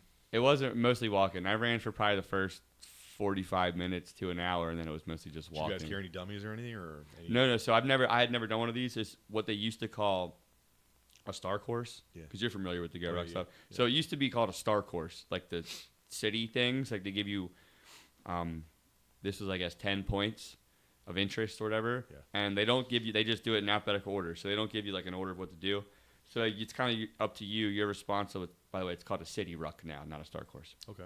But it's up to you to figure out what's the best way to kind of hit them all, what's the most efficient way. And the most efficient way is what the mileage of the event is. So, like, the most efficient possible way to hit all these 10 is 26 miles. So if you happen to go that, come back, you could do more. So everybody has an app. I forget what it's called. But I just took a picture of somebody finally figured it out, and I was like, see ya. Yeah. And just went. So, because I was supposed to be with them, and then Nick goes, the people we're with kind of want to take a little bit slower, this and that. And I went, no. Sorry, guys. I mean, I only finished, I think, 50 minutes ahead of them. But that's 50 more minutes of walking I wasn't trying to do. Like, I was like, I'm done. They just dropped a 50 miler, and then they dropped something called the Long Ruck. That's it. The first ever. Like, there's one category. There's men, there's women, and for the first time ever, they both carry the same weight, 20 pounds. There's just one winner. It's the ruck. They said however long it takes, we will ruck. You can do it? I don't know. But it's just the last man standing or last woman standing for women. Like, there's no time limit, no mile limit. You just go. Let's go, and the last one standing wins it. It's called the Long Ruck. Wow. But they dropped the selection. Jason McCarthy officially announced selection is no more. Really? Which is their top event. And I was like... Is there a reason why they did that? Because they're like, number one, we hate being the bad guys. Because you know how most things are team events. Yeah. That's like we're actively trying to make you quit, and there's a standard, and not too many people show up to do it compared to the event. And then it's tough, man. Rarely anybody finishes it. I think that makes it what it is, which I think from like our perspective, the consumer, that makes it that like holy grail to kind of reach in that like realm. One to finish. And the fact that it's so difficult, but from their perspective as a business mind, this is a lot of planning in this huge event for like one person to maybe finish every year and stuff. You know what I mean? And it's like, I get it, and they can fit, but it's like I said, for the person who like anyone who at least really wants to keep going, like that's the goal to just eventually try that one day, and now that's gone. So I'm like, It was a little bit of a bummer to hear because I've always been like, man, I want to try it, but Yeah. because I've done the heavy, the 24 hours, that's kind of rough. But then they did the pre-selection was next, where it's 24 hours with a 45-pound weight, and they take all your food and everything. Like there's no freedom to just eat when you want, and yeah. And then the selection's 48 hours, and there's it started with like a 12-mile ruck with a time standard off the jump. That was number one.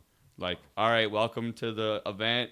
12-mile ruck go, and if you don't meet this time hack, you paid for nothing. Yeah. Because all the other stuff's team events. Like, if you're failing, like, the whole team's just suffering, and they're like, hurry up, help them out, grab the stuff, let's go. Yeah. This is not that. They're like, all right, see, you didn't make it, bye.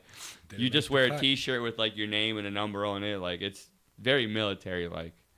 So You're like, I just paid $150. And traveled because it's only in one place once a year. Yeah. So, like, yeah, it was always in Jacksonville Beach. So, yeah, you better – if you shouldn't have gone. You kind of – I hate to say this, but you deserve to waste your money if you can't get past the initial 12-mile ruck knowing that's the first thing. Yeah. But it was only like 2 hours maybe. It's a pretty quick time. Well, that's why it's called training. Agreed. Yeah. Right. Like, yep. Like, it's if I was doing an Ironman with Shane. If I hadn't trained – it wouldn't have happened. Mm-hmm. Right? Like to run a full marathon pushing a wheelchair or a jogger with my son in that. That's probably harder than the marathon I just did walking, almost. It was not fun. Yeah, my feet were kind of sore. Yeah. Yep. Yeah, I mean, we were up. We did that Ironman in I think it was like 15 hours with the team. At 3 yeah, yeah. I mean, at least you had a bigger purpose. Mine was just me doing a workout. You know what I mean? Like, yeah, but there's you finished, right? So it felt good, right? You just competed, and it's a good. And I beat the guy at church. There you go. I'm just kidding. Bragging rights. Nah, yes, but you said, speaking of Gavin, I seen him this morning. Yeah. And we've been trying to get him to talk about rucking and stuff. And he was doing his LSAT. Shoot, I'd like to get him in here to talk about this lawyer jargon he's gonna become the man. The man. So I told him, I was like, you're trying to be the man, bro. Here he just got his bar. He's going for the bar. He just did it. Or however that worked. He just took his LSAT or whatever, and he got his score. I didn't ask him his score. I asked him if he passed or failed, and he said it's like an SAT score. So it's not like a pass-fail. It's a range which you then apply to law schools with that score. So I didn't ask him his score, but he's like, whatever, and I passed or whatever the deal is, and he's applied. So, but I was like, cool, man. So his excuse was for the last few Saturday mornings was his excuse. Well, no, he would answer because I don't have his number, but Craig would hit him up. And he would say, like, he's studying, which, fair enough. Like, I'd be studying for sure every time you get a chance for that. But I was like, so, bud, it's all done. You just waiting on these applications to go through. So what's up? You ready to rock? And he goes, oh, yeah. It's exactly what he goes. He goes, oh, yeah, I'm ready to roll with the big dogs. And I went, oh, hold on, dude. I was like, nobody, calm down. Like, we're just going to be hanging out, rucking some. Like, don't get too excited. Like, you want to roll with the big dogs? I busted out the 120-pound sandbag. Like, with Nick and Craig and stuff. No. We shared it, No, I mean I hate. Yeah, those are not fun. So did you have what? How many rucking events did you do? I did one. Just one. I forget. It was like it might have been either like a 6 or 10 mile. I don't remember. Yeah. It was DC. Yeah. I was just wondering. I was like, I paid money for this. What? That's what everybody looks at me like I'm crazy, and then like I'm intense and I'm something, and then I'm like, you guys don't understand, dude. Like there's levels, and whatever level you think I am to you, I go to these more like the 24-hour one, the heavy, and there's a whole. I finished that, but most of those people did the tough and the basic after that. They did a 24-hour one, a 12-hour one, and a 6-hour one with 2 3-hour breaks. So like the average people I know at work are like, you're nuts. It's a 24-hour event. And I'm like, dude, I'm nothing. I'm humbled quickly, dude. Like, these people, I'm over here sleeping in a rest stop because I couldn't drive from New York back to Baltimore. Like, I didn't have a place. I just drove up and went to drive back. After a 24-hour ruck, I'm like, all right, cool, this was a smart idea. Let me drive 4 hours back home. I hit a rest stop, and I wake up and I'm like, man, what a punk, because the people that I'm dying, they're out for their hour 3 or 4 of the 12-hour event. Then they have a whole nother 6 hours, and I'm just like goals though, you know what I mean? Like that stuff's motivating to me. So, all right, January, bro. Yeah, hit me up. I'll go with you. All right, in January. Well, I'll see you because I vowed to be at the farm. We'll do a ruck around the farm. How's that sound? Fine with me. That'd be cool. The harvest ruck. I'm down with that. We'll go pick some corn. Anyway, that was close. That just almost threw me off. For my sandbag, that 120, Aaron bought me. She gave me today. It just reminded me. It says Isaac because it weighs 120, and I told him that I had the sandbag at one of those events says, "Hello, my name is Carl." So she got a sandbag that just says Isaac because it's like the same weight as him. She's like, so you can consider it like you're trained to pick up Isaac. That's funny. Now he wants me to pick him up like this, like not on my back, like regular, and I'm like, dude. And I'll be like, oh, you gotta jump. So I'm like, huh, and then he just goes. You gotta start lifting that sandbag. And then. I'm like, bro. He's not a light kid. I couldn't do that. He like slimmed up, or at least he got a little taller without gaining weight. He's still about 120. Yeah, he was a little chubby for a minute, but That's hilarious. That's awesome. So she got me that. She got me like a long skinny stripe, even though it's like a 3x2 rectangle. She's like, shut up, it'll work. It's like it'll work. Well, I give you props, man. I mean, you stuck in there and you've. Dude, I love it, honestly. Like, and because of that, now I've dealt with, like I said, I was super uncomfortable. Yeah. Super uncomfortable. Luckily, I'd almost say I'm lucky that I didn't start with Isaac. Yeah. That was my second time. The first time was with a kid named Kirby. I don't know. So when I went, they were like, I was part of a group. You know, it was like a group 101. I'm like, I've never, the whole information. I've never done it before, but wherever you need me type deal. Put me in a group, and it was like, this kid Kirby was in our group, like a red group, and there he was like 17 or he had just turned 18, and he would go to Lock Raven. So he was like fast. He was like a 5'11" high school kid, and eventually he started just kind of like taking off of the group, and he would just make a decision like I want to go see that, and then it was just already like fast steps, and he's gone from the group, Yeah. So they're like, hey, I know it's a group setting, but would you mind kind of one-on-one paying attention because it's a few older people, one like bigger guy. And me. And I'm like, okay, well, yeah, I'll run after him. So I was like, he didn't really talk to, it was a really weird, and this is my first time really ever doing this, you know what I mean? And then I kind of got a little okay with it, and I was like, all right, I went home, kind of regrouped. I'm like, that was cool, I felt good. I'm like, doing that for something I'd said I'd do it for a long time, and it came around again. Because a long time, it used to be like twice a year. Now it's a lot more often, which is really cool. They do it like 3 or 4 times a year. But, so yeah, I went again, and then they just put me on a one-on-one with Isaac, and I was like, I don't know anything about this, but okay. Figure it out. And then I go in there, and I see Isaac, who I didn't know, Down syndrome and like autism, and he's almost nonverbal. There's like a child, like a baby. Like if you don't know, if you're not familiar, now I know a lot more stuff. But if it's like like a baby can make certain sounds, and their parents know what they mean, but you wouldn't have a clue. So like, but it took a while, and I was just like, and then you got to deal with the whole. Like he wants to hug you, the touching thing, and then it's like then his his pants are falling down, and I'm like I gotta put. So it's like then I'm like not only the comfort level of just dealing with that, but then the like I'm not a woman, so it's always easier from the outside to look as a woman. I'm a man now. I gotta worry about this kid's trying to hug me. I'm like pulling his pants up. I gotta now like fight against them, and I'm like now I gotta worry about how's this being. Not only am I uncomfortable at first with this in general, now I'm like, okay, I got to be extra careful too with like all of the, and now I'm like just ragged on, like, dude, come on, we're done. Like, and if anybody thinks I'm like, I go to his house, dude, it's fine. Like we're fine. I know this guy. Yeah. Like we're cool. I've been eating dinner at his house. I've gone swimming in there. It's fine. Like, but so you've grown. And because of that, now I'm in the other like in the buddy room, and like I won't drop names like Melvin, and so like little kid, and they're. And before I'd be like, kind of, and now they run up and they jump in my arms, and I'm like, "What's up, dude?" And we're throwing them into the chair, and they're having a great time, and I'm like super comfortable with that, and like that's really cool. And I told the people before, like it went from the attempt at doing a selfless thing, out of my comfort zone, to almost being selfish. Yeah. To like, it's half for me. Like I'm almost like, is it still for you guys? Is it still for Isaac anymore? Or it's almost for me, like. So I'm happy and I feel good that I'm doing this good. You know what I mean? Which it's funny. I mean, I think a lot of these kids, when you get to meet these kids, it's like they don't know you. Mm-hmm. So they're gonna be like, "Well, I want to see what I can get away with. I want to see what this person's capable of doing, what they're not doing." Like, I think every kid that I've worked with, or so there's that line. It's like, "Am I comfortable?" It's like somebody's like, "Oh, you're so comfortable with people with disabilities." I'm like, "Not really." Yeah, it depends. Each person's different, right? Exactly. Like, yep.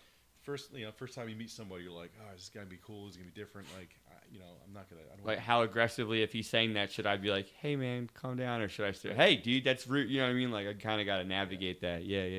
Yeah, it's just one of those where you just kind of get that point where you're like, all right, how do I care for this person? Right now, I have this person for the next hour. How well? I don't know well enough, but how do I get to know him as best I can? Right. What I'm given. Mm-hmm. Right. If the goal is for this kid's parents, mom or dad or parent together, to be able to go to church, how do I love this kid for the next hour, without having his parents getting called called out. Exactly. Right? Yeah. So I'm going to do the best I can. Not, there's a saying that we used to say was, we got to learn how to be comfortable in uncomfortable situations. 100%. At all times. Right. Mm-hmm. And that's, I look at it as life in general. I mean, you start a new job. The first time you Ben, first time you started cooking, right? You're like, Oh, nervous a wreck. right? That was probably because of me, wasn't it? No, I was at Tully's before that, right out of high school.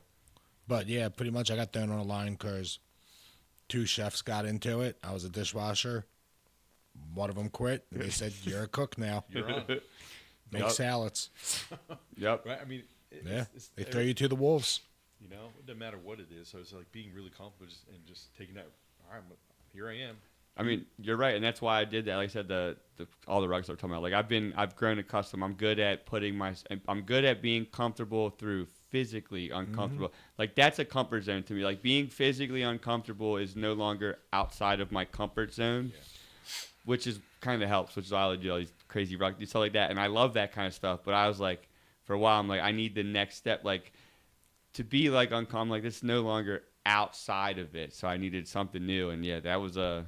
So I can let you know, and this is just an hour or 2 a week or 4 or 5 hour day that, although those rest days are first when there's just the whole place is filled with children with disabilities and half of them, if not more than half, aren't from the church. The people don't go to church. It's just they know about this thing that happens a couple of days a year and they just know that you could drop your children off and you'll get free food when you leave, which is awesome. Like I said, that was the thing that got me to serve and like do anything at all. But that place is crazy, and then you got all these people that aren't used to it. Like now, I'm used to it. Yeah. So that I can look at it now as like a veteran of this thing and go. Now you can see all the and look at the people that are brand new, like last time, going, and I'm like, don't worry, because then again, like I'm watching people try to navigate this, like, because sometimes you just have to pick this kid up. There's another kid and you just gotta look. You can't, and it's just like I'm watching people like. That's a hard. See the fear. Yeah, it's a hard thing. I would laugh because when you get new cooks, Dylan actually came up. I was working at a place called Jayville. Shout out to him, Jackson, and Aaron. I called him up one day and I was like, "Hey, look, you got experience. I just need an extra hand. I'm training a whole new staff. Come up, give me a hand. We'll pay you under the cable, throw you cash, and we'll hang out." Yeah, I did. That happened. So the first time we got him ready, too far for that, by the way. It's like we had fun. We had fun though. we had fun. But the first time we got this line ready to go, we go, "Look, you guys are going." We saw the fear in their face. Yeah. And me and Dylan are just cracking up laughing because we're like, we've been there. Yeah. You get a throw to the wolves, we're going to see if you sink or swim or sink. Yeah. I mean. Yep. Got to see how you do. They killed it. Mm-hmm. Yep. They did good. Now one of them just graduated, Aaron. Old sous chef. Yep. Just graduated. School? Number 2 culinary bakery school in the U.S. Yep. So she's got her own little shop now down in Carolina. Good for her. Killing it. That's pretty cool. Yep. And she was the one I had to put on timeout. And now look at her. Yep, killing the game. Yeah, I think it's also just allowing people to have that opportunity. Mm-hmm. Right? Until everybody's going to react differently. In situations, and it's just funny seeing the fear in their face though for the first time. 100%. Because it takes you back real quick. Like it's a humbling experience when you say mean, again, though, that is true. You're not wrong because that's with. Any, like you said, any job, look, trust, I work on roofs. Put a person that's not used to being on the roof, hey, day one, just get up the ladder and step off the ladder onto the roof. And stand comfortably.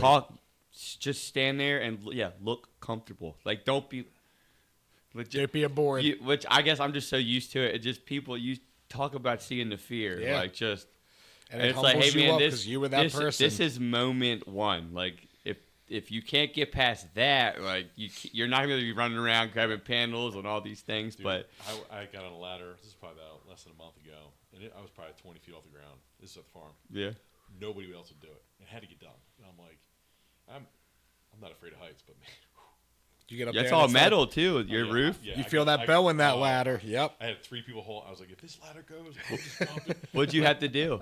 We have for our Wi-Fi the antenna. We had to change it at the antenna. It got hit by lightning, and man, my leg was shaking. I'm like, How high up is it? it's like 20 feet. I'm like, hold that freaking ladder. I'm like shaking, trying to hold the drill. I'm like, Me and Dylan were on a job site one time with this. We had a guy climb a ladder, and he's literally 7 feet off the ground, and he's up there shaking like a leaf. Hold the ladder, and I'm like, I can literally hold your leg. Like, We you're reached up okay. and we're like, dude, your legs are right here. Calm down. We can hold you. We don't need to hold the ladder. You're good, dude. Just do the job real quick. Awesome. Me and him are cracking up. We had tears coming down our face watching. You talk about legs. yeah, It's true. I mean, I went to yesterday morning. I was at Brian Papst and Mary Papst's house. They asked me the same thing. Brian's like, I'm too old, and there's something they need to help with the gutter. And some tree was laying on the roof. He's like, if you don't mind coming by, he found out I worked on a roof like a month ago, and he goes, so would you be interested in coming by? And I'm like, sure, man, I'll help you out. I get by, and he's running up and down the roof, and he's just like, yeah, I'm too old for that. And I'm like, I can picture Mary climbing up that ladder. Get out way, Brian. Be like, she was sick. She said somebody and they do a Bible study together, a home Bible study. I'm not sure their house or one she's involved in. Some lady in there is getting baptized. So she was a little under the weather.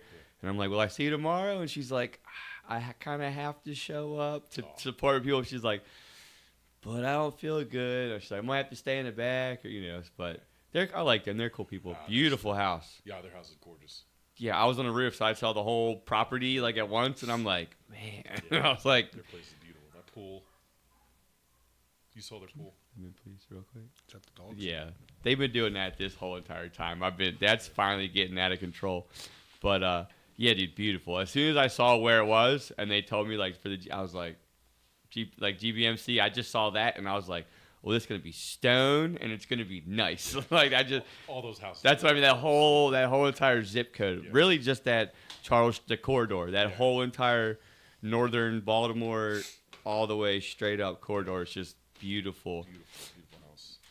But he was telling me it was cool, like a barn that was turned into the whole property was a farm, and like I guess one of the other houses up on the hill was the old house, and their house was like the barn that's converted to more. Hey, bud, what's up, bro? Hi, bud. I know we've been keeping you outside. I know. I'm sorry. You boys on camera, maybe? A little bit. Say hi, Roscoe. Say what's up, dude? Look, you'll get more love than we ever do, probably. That's awesome. Hilarious. Does that feel good? So you said you're up to 280 acres at your farm? Yeah, so we're at we got 280 total. We farm it's 250 of that is tillable. Okay. So we try to we've been at this location for 7 years now, and they were farming like 3 different locations. Oh, like all you guys consolidated it all to one. Which is huge because now it's all at one place and allows us to be able to do everything right there. Nice. And, That's awesome. It's wild. So you tell us stories. They used to drive combines down there at York Road, or tractors, or terrifying. You're like. I believe it. Well, for everybody else, it's like, get out of our way, dude. I mean, up in Exactly. Pennsylvania and these things, and I'm like, the middle of the morning, I'm just Yeah, I need to get to this my guy job. needs to. Yeah. 1.5 lanes, nobody can go forward or backwards or Yeah. around them. It's like, Just riding it out. Just right up, right. It's exactly. that roof looks like it could get a whole lot of solar, man. We've had a few people come up and I'm offer us- sure. I bet it did. I don't know if that, but essentially, I don't think that roof and that right here, the distribution center, I don't think it's weight bearing. What, the metal roof? Mhm. You don't know? I don't think it is. I mean, we've had maybe the pavilion, which is the green roof in the back, but we've had a few people come out, talks about solar. Yeah. I'm just looking. We've put plenty on giant arrays. I put tons on like barns like that, like 50, 60 panels just on a. I'm just not trying to. I'm just looking at that like I could see the sun smacking that right there. Dude, it's so much sun right now. Uh-huh. 100% all day. I mean, yeah, it's hot. Yeah. You probably offset all kinds of stuff right Oh, there. yeah, absolutely. Pretty wild. So, yeah, I mean, it's pretty cool. I mean, we'd love to try to be as regenerative as we can. Yeah, as regenerative. That's cool. Yeah, I wasn't trying to talk No. smack on there. Go there. I just most stuff. It's hard to do that. You're gonna lose your crops. Your yield is not as guaranteed. I understand. Especially like you said, your goal is girl. Hi, kitty. Look, her back's all gross, dude. She got under something. I've been combing it out for the last 2 Is days. that like gnat? Like, It's like nappy. I wonder what that is. I don't know. It's just, I've been combing it out. She like came home one night, and I guess she was crawling underneath of something. I'm not sure. What's her name? Caroline. Caroline. Darn, all the animals on. Look, you're getting nappy haired back all over on my camera, girl. Look, you should have seen it when she first came home like that. She's all fine to come home one night. It like rained, and she might have been like hiding under. So I'm not sure. And I was like, dude, what's all that? I've been having like brush it out, and then she'll let me do it for a minute, and I'll get a little farther down and kind of get it out, and then she's like, ow, and runs away. Was it like gum or just no idea? Not a clue. Hi, girl. Do you guys have any plans of growing, or just kind of? Yeah, I mean, we who knows where things will go in the next 5 years. If there was another area that's going to replicate what we do, that'd be kind of cool. True. Who knows what next 5 to 10 years will look like. So you said you got cattle and chicken. Mm-hmm. Yep, cattle and chicken. So you do eggs? We do eggs and meat, and then chicken meat also? No, just chicken, just eggs from the chicken. Yeah, we got about 400 chicken right now. We get about 25 to 30 dozen a day. Yeah. And then we'll give that all out as well. That's awesome. Yeah, so we try to support those that are in need. Got some dairy cows for some raw milk? No dairy cows. Oh, man. Cool, though. I mean, then we get volunteers out there to milk the cows. It'd be kind of funny. I'll come milk that cow for a half a gallon of raw milk. I'll milk the rest of it. Yeah. That'd be hilarious. Yeah, I mean, that'd be interesting. That'd be really interesting. But we... then it maybe be a loophole. You're allowed to give away raw milk because you can't sell raw milk. Give it away, baby. That'd be interesting. Would that be? That'd be very interesting. But no, we don't have no dairy out there. Nah, that's cool. But yeah, the stuff we do have is pretty wild. I mean, tomatoes, peppers, green beans. It's green bean season, so we're harvesting green beans. Now we have a combine. We have 2 combines. We'll pick them, and then we get volunteers to box them. Okay. So that's pretty awesome. So we get to do that a lot. And so the crops that we're doing right now are green beans, cabbage. We just finished collards and broccoli, and what's the other one? Zucchini. Ooh. Yeah, zucchini. Right behind them we got sweet corns right behind them. Sweet onions are right behind them. We're talking a couple weeks out before we start harvesting those guys. Yeah, anybody sees this, hop on, what is it, firstfruitsfarm.org. Maryland. Donate. Maryland / Maryland. There's a First Foods Farms in North Carolina. Gotcha. That's another guy that kind of the same thing we're doing, but I don't fully know his story. But related but unrelated. Unrelated. Similar but unrelated. Similar but unrelated. Nice. Hop on there, sign up to volunteer, help the harvesting out. Yeah, come on. If you can't make it, help donate, keep a good thing going. They're great people. I know them personally. Yeah. Ben, shout out Carissa. Ben gave her a great shout out. Yep. Yeah, it's cool, man. Thanks for. Yeah, absolutely. Anything else you want to throw out there before we finish up here? Yeah, I think I just want to say, we're called to love God and love others well, man. I mean, life's short sometimes, so we just got to keep, like Shane said, the scripts that we use, John 10:10, man. I come to the thief. There's a thief, the enemy. He wants to kill, steal, and destroy us. Christ has come to give us life in abundance, and that's we live by that. We want to do the best we can to live life fully. Right now, that was Shane's motto: to live life fully. Whether if I had, I have this disease, it's going to kill me. One day, it's going to take my life. I want to, in the 10 years that we had him, is how do we help him live life fully? And for all of our kids, that's kind of our thing. It's like, God, give us eyes to see and ears to hear how to love people well and care for people. And there is an enemy that wants to kill, steal, and destroy us. And he is the master at creating disaster. And so, but God's good, and we're just going to keep trusting him with what we do. So that's awesome, man. That's beautiful. First Fruits Farm, Ben Mortenson, thank you for coming by, guys. Ben, Dylan, this was awesome. Yeah. Thank you, guys. Really appreciate it. And God bless, man. Thank you, man. Awesome. You good, Benny?